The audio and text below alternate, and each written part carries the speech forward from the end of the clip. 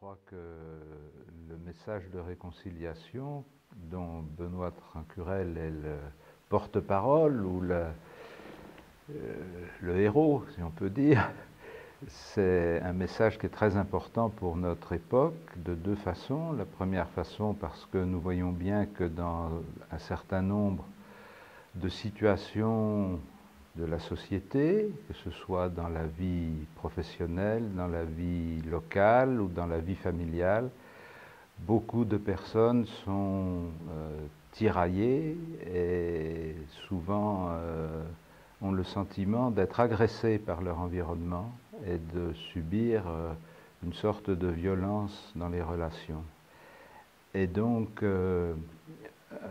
découvrir un chemin pour reconnaître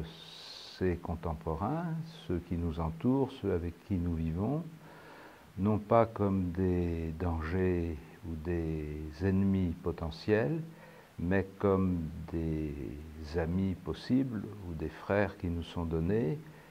C'est un chemin tout à fait important pour développer la paix dans les relations entre les gens et développer une forme de sociabilité dans les relations habituelles. Et je crois que le message de la réconciliation est très important aussi dans une société où la culpabilité est un levier très puissant, alors qu'on donne l'impression d'être une société de libéralisme moral, où il n'y a pas de contraintes, où il n'y a pas d'obligations. On passe son temps à chercher des coupables et à désigner des coupables. Et cette omniprésence de la culpabilité, soit par le jeu de la vie sociale, soit intérieurement pour chaque personne, avec le sentiment que nous n'arrivons pas à assumer nos responsabilités, est une source d'anxiété très profonde et de malaise personnel et de malaise social, et que c'est très important que des êtres humains puissent retrouver la paix et la sérénité,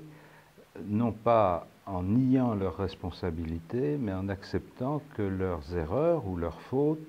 puissent être pardonnées et puissent être le point de départ d'une nouvelle étape, d'un nouveau chemin.